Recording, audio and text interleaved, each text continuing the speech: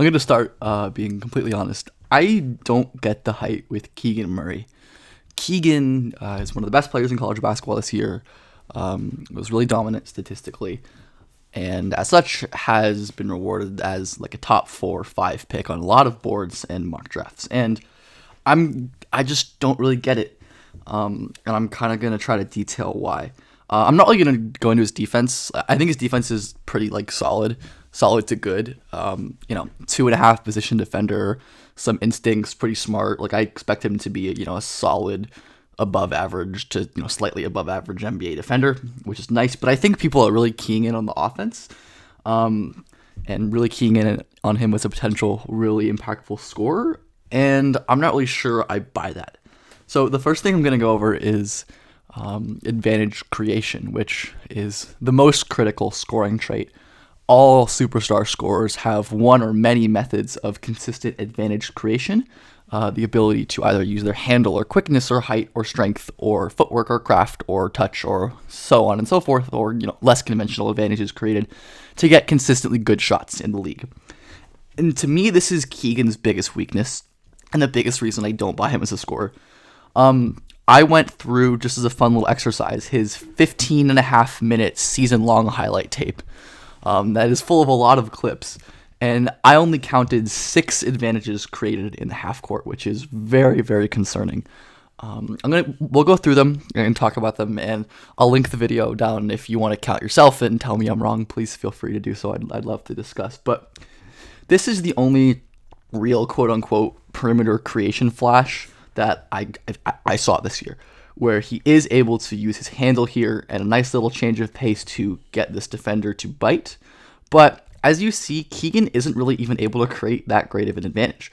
Like, he's pretty strong and is able to use his frame here to get through the weaker Diabate and score, but this is like not a wide open shot by any means. This is still like what I'd certainly call a contested shot, and this is like the best handling flash I saw from Keegan all season, and we'll get into the handle later. And even on this one, you can kind of see some issues. It's pretty loose.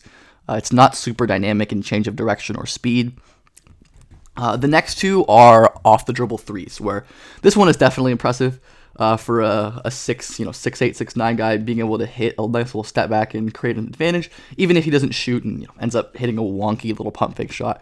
Being able to create this level of vertical separation is really nice to see for a guy of that size, and the shot versatility is really the selling point for Keegan for me when it comes to his upside. Like, he is a really, really solid shooter for a guy who's 6'8", 6'9", as we'll get into in more detail. But there's some off-dribble flashes, mostly as an off-ball shooter, but the off-dribble flashes are certainly there, especially in the mid-range. And again, this one as well, where he's able to drive and is cut off initially, but backs out, keeps his dribble, and is able to do a little 1-2 step back into a 3. Again, like, undoubtedly really solid stuff for a 6'8 dude. And then the last 3 advantages he created, I'm actually not going to show all 6 because the last 3 are basically the same, are just standstill burst attacking closeouts. And this was the most impressive to me, where Keegan, this is like a more face up than closeout, but Keegan uses his burst to get by this guy and is able to use his strength and air mobility to finish. And this is a really, really solid finish, and I think kind of underscores another part of the upside pitch maybe for Keegan, in that he is pretty strong and fluid and can use that to create good shots at the rim potentially. He is able to turn the hips of this bigger guy very easily. And once he's in the paint, he kind of glides through the air and finishes pretty easily despite a lot of contact, which is impressive, certainly impressive. But outside of this, these plays, at least in my viewing experience, not only of highlights, but of quite a few games of Keegan, including this Wisconsin one, that Purdue one, a couple more earlier in the year, those plays seem to be the exception, not the rule. Where plays like this are more of the rule and more of the common thing you see with Keegan, where he'll catch the ball on the wing and he'll lose his handle, or drive into a disadvantageous state. As my buddy Jake Rosen likes to say, young players, and Keegan's not even that young, which we'll get into, he's 22, love to predetermine their closeout attack direction. He has the baseline open, but Keegan goes right into this help, seemingly without a plan, loses the ball, and has to reset. The handle's just really problematic. So many of his scoring attempts look like this, where Keegan won't create any space. You see he's pretty inflexible in his upper body. He can't lower his shoulder to get leverage on this defender. He isn't able to get any space. And this is like a 50-50 shot. Keegan will make a lot of these because his touch is pretty good. But this is not an auspicious sign for someone who you want as like an NBA creator, really struggling to create great shots for himself. Again, Keegan off of screens, which is going to probably do a lot because off movement shooting is a big skill of his, just isn't able to capitalize on these advantages. Where again, Keegan is kind of slow to react here, and when he is, the jabs are slow. He loses his balance on the spin, and he doesn't end up getting a good shot. These plays are all too common, especially against a smaller guard, where you want to see Keegan use his strength to overwhelm. And while he has that strength, I really question his ability to use it with his handle and his flexibility. All that is really important as well.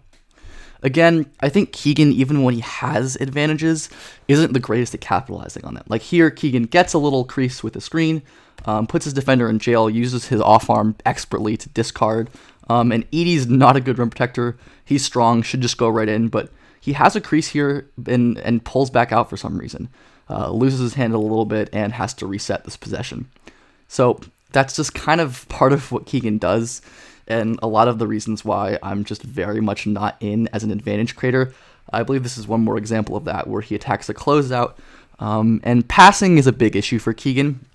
He doesn't do a lot of it, and he misses a lot of reads, where Keegan nicely attacks this closeout, forces a kind of paint drive, and while Travion does well to stunt here, this is a pretty large passing window. And they're going to be way bigger and more athletic defenders than Travion Williams in the league, and Keegan just is kind of flummoxed here, which is very, very problematic. So, yeah, like these are really the big issues with his advantage creation. I think a lot of the hope is maybe his more post-oriented stuff. He does a lot of his work down low as kind of a college four, post-big man. Stuff like this can find a way to translate. Certainly, he'll be able to post up mismatches in the league because he has great touch, that kind of flexibility to hang in, not really flexibility, body control to hang in midair and finish the shot is great. He does that very often, and the hope is he'll be able to find some of this success in the league, but it's just hard. Like, you don't see 6'8" post-up dominant scores. I want to pivot a little bit to say that I think maybe Keegan's most interesting trait is his off-movement shooting, where for a 6'8" guy, his shot prep is really fast. He loves coming off of these little flares and backing into threes like this. Like, this is an NBA level movement shot for a very tall player, and tall players who shoot movement threes are super, super valuable. Again, super quick off the ATO. Doesn't really matter that he's being contested. Keegan is going to get those shots off, and the shooting profile is pretty legit. As we talked about in my recent video about shooting, Keegan is like a pretty solid shooting prospect. Has 200 threes over his career. This year really upped the volume. 8.4 is solid. The free throw is solid. I think definitely a candidate to expand his pull-up game, but I think a lot of his pull-up game is just kind of like face-ups and one dribbles. Again, the off the dribble stuff, like we saw those first couple clips, are generally not what you see most of the time. And while this stuff is really impressive, and I think there's a chance you could do more of it, I'm not super sold because he's just not super consistent. And the fact that Keegan is already 22 is certainly an issue. Yes, he's a sophomore, but he is way ahead age-wise and physical development-wise, and this stuff really matters. Let's take a look at a query that's, similar-ish. We're going to kind of look at greater than 7 threes per possession and far twos, and we'll sort by free throws and threes per 100, just to kind of approximate tall players who shot like Keegan. And it certainly is a mixed bag. I think there's some who obviously turn into stars. Brandon Ingram was a super outlier, developer, but shot more, was a better interior scorer. Devin Vassell and Bridges are, different, more defensive as well. Cade, I don't think really needs much explaining. Cade is what he is. I'm trying to pin down who I think he reminds me of and why I'm kind of concerned. I think Harrison Barnes is potentially an interesting one. Similar free throw, was a much better shooter, I think, and probably less impressive as a scorer, but I think a lot of these comparisons aren't so strong when you get past the really, really, really star prospects, and Keegan is at the bottom of these guys when it comes to free throws. These are all like around Keegan, and Keegan is a 75-ish% free throw shooter at the bottom of this list. He only made 40 long twos, which is going to be towards the bottom of this list, and he only took around 8.5 threes per 100, which is going to be probably more towards the middle bottom of this list. So, and as you get towards this bottom of the list, you get guys like Adrian Payne, Rodney Hood, Chandler Hutchison, Ben Benzel, Solomon Hill, players Kevin Knox, who really didn't pan out, who were maybe good shooters in college or projected to be good shooters and didn't. Another guy who kind of scares me of in a way is Jarrett Culver, who myself and a lot of people were really high on in the 2019 draft, but his lack of scoring was really an issue. The obvious difference is that Keegan is way bigger and stronger, but too many of Keegan's drives look like this, where like the handle's obviously not great here. Jarrett is able to get lower than Keegan, but still can't create any separation and really isn't able to get a good shot there. And while Keegan is a good finisher, again, 70% is pretty good, I will definitely caution using the college finishing numbers, because if we dive in a little closer, we can see that Keegan, had quite a few of his rim attempts assisted, almost half, which isn't great. Again, harkening back to that advantage creation, that self creation. And if we look at the finishing numbers just in college, we see a lot of the times it doesn't always translate. Some of the top of these guys, either weren't amazing finishers in the league. I don't believe Harrison Barnes is a great finisher in the league. I could be wrong on that. And a lot of these guys just aren't NBA players. And some of the guys at the bottom, like Ingram and Cade, are going to be, and RJ, are great finishers. Miles Bridges down here as well, or are going to be great finishers in the league. So definitely would caution using that. But I think Keegan has a certainly more interesting finishing profile than Culver, and the shot is also obviously way better. I think an interesting kind of high-end outcome is Harrison Barnes, who is similarly limited in the NBA as an advantage creator, but has become a pretty impressive shot maker, and has developed as a passer and a handler. You can kind of see these similar kind of pullback jumpers. Keegan did almost the exact same thing in the clips we saw earlier against Purdue, and you can kind of imagine Keegan here struggling to create separation because he looks kind of slow and being able to hop into a little touch shot like that. But I would say Barnes was definitely more advanced as an advantage creator. Like, he had little handle and footwork tricks like this that you just don't really see Keegan executing very often. And I think Barnes was also probably a little more explosive in college.